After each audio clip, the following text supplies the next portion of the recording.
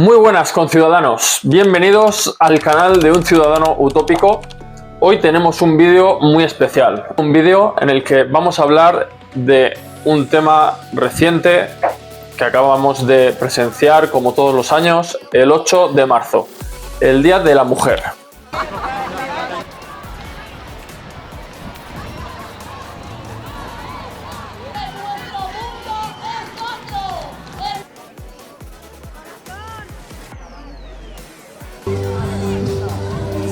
Ese día en el que, según muchos, las mujeres salen a luchar por todos aquellos derechos de los que el heteropatriarcado les ha privado durante todos estos años atrás.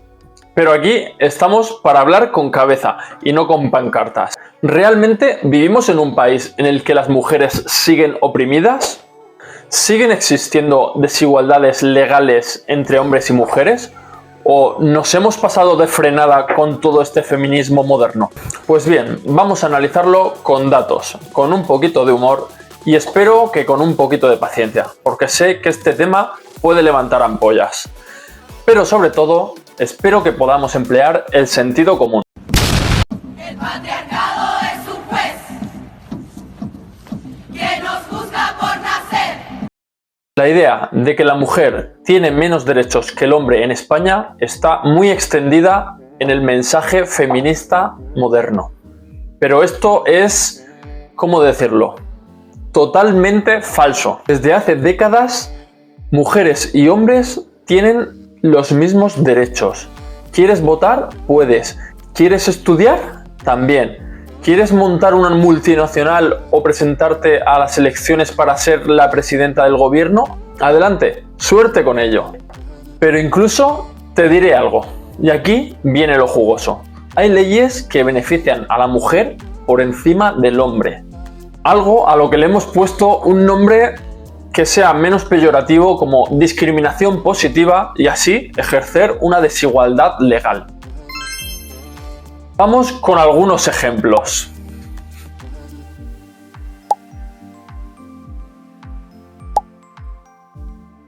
Y te diré más. La ley de violencia de género. Si un hombre agrede a una mujer es violencia machista, pero si una mujer lo hace contra un hombre es simplemente una discusión de pareja. Es cierto que el hombre puede ejercer más daño por su fuerza física, pero esto no debemos de desviarlo de lo que es violencia. Cuotas de género en empresas y en política, porque al parecer el talento y el esfuerzo no importan. Lo que importa es llenar cupos. Pero eso sí, cupos en los lugares que al Ministerio de Igualdad le interesan. ¿Casualidad? Y ojo, con esto no estoy diciendo que no existan problemas que afecten más a la mujer. Pero decir que la ley beneficia más al hombre es, como mínimo, poco riguroso. Si conoces alguna ley que beneficie al hombre por encima de la mujer, te invito a que me lo dejes en los comentarios. El Estado opresor es un macho violador. El Estado opresor es un macho violador. Violencia y género. La realidad que no te cuentan. La violencia es una lacra que hay que combatir, pero jamás debe ser un lobby. Es una vergüenza hacer un negocio de esto, porque la violencia no tiene género. Se nos dice que el problema de la violencia viene del hombre contra la mujer. Pero ¿sabías que la mayor parte de las víctimas de homicidio en el mundo viene ejercida de hombres sobre otros hombres? ¿Sabías que 3 de cada 4 niños sufren violencia por parte de sus cuidadores y que 1 de cada 6 personas ancianas sufren maltratos? Pero nadie habla de esto, porque esto no supone una masa de votantes tan importante para los lobbies feministas. Solo les importa la violencia contra la mujer porque, evidentemente, aproximadamente el 50% de los habitantes en este país son mujeres. Y con que solo una parte de este 50% apoye estos dogmas, supone un rédito electoral enorme. Han aumentado un 28,6% las denuncias de violencia sexual en Cataluña.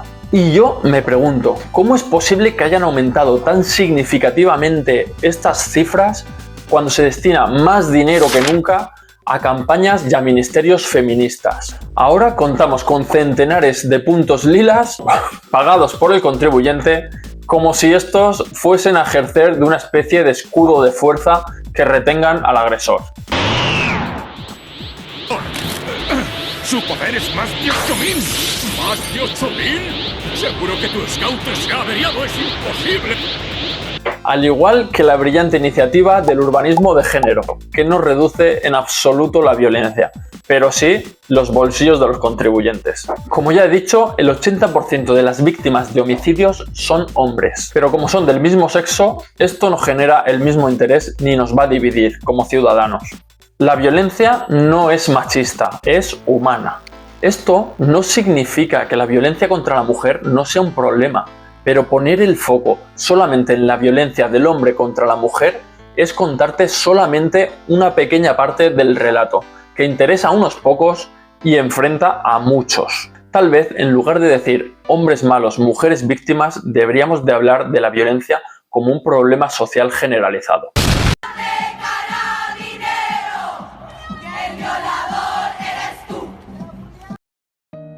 Nos dicen que hay un techo de cristal y que a las mujeres se les paga menos por el mismo trabajo. Pero aquí viene la gran pregunta. Si esto fuera cierto, ¿no sería más rentable para las empresas contratar solamente a mujeres? Como hemos dicho, no existe ninguna ley que permita pagar menos a una mujer por el mismo puesto. Entonces, ¿por qué hay una diferencia entre el salario medio entre hombres y mujeres?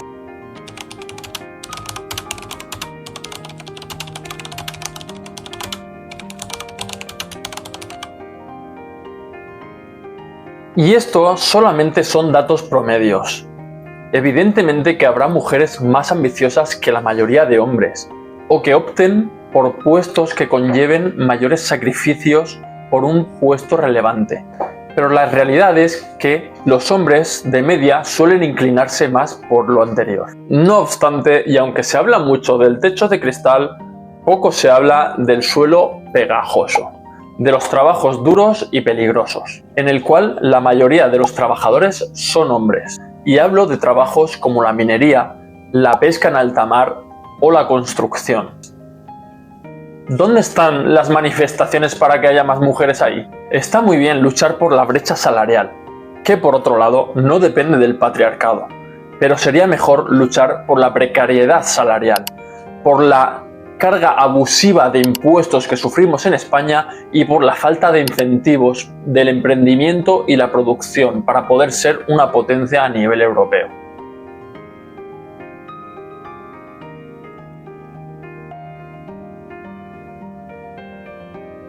Vamos con una verdad incómoda. Hombres y mujeres no somos iguales. Y eso es maravilloso. Continuamente nos venden la idea de que hombres y mujeres tenemos que ser iguales y asumir los mismos roles. Pero eso va contra nuestra propia naturaleza. Nacemos con diferencias genéticas que influyen en nuestra forma de comunicarnos, de resolver los problemas, de proteger o incluso en nuestros roles de la seducción y relaciones. Negar esto es negar la propia evolución biológica del ser humano. Los hombres tienen más fuerza y agresividad y por eso dominan en deportes de contacto o trabajos físicos. Y las mujeres tienen mayor empatía y habilidades sociales. Por eso abundan más en la docencia, en la enfermería o la psicología. El problema no es que seamos diferentes, el problema es que nos están vendiendo la idea de que debemos de competir en lugar de complementarnos. ¿Y si dejamos de pelearnos y nos centramos en los problemas reales? Mientras discutimos si un cartel contiene un micromachismo o no, allí, pero por esta zona estamos congeladas de frío, esto también se llama micromachismo. Hay problemas mucho más urgentes que nos afectan a todos. Pero claro, todo esto es menos rentable para los partidos políticos que vender el discurso de hombres opresores, mujeres víctimas. Así que el próximo 8 de marzo, en lugar de convertirlo en una guerra de sexos... Bueno, lo primero de todo, feliz y combativo 8 de marzo. Feliz y combativo 8 de marzo. ¿Qué tal si luchamos juntos y lo usamos para algo más productivo? Porque al final lo que nos ha hecho avanzar no es la guerra de sexos, sino la cooperación. Hombres y mujeres diferentes, sí, pero juntos somos imparables.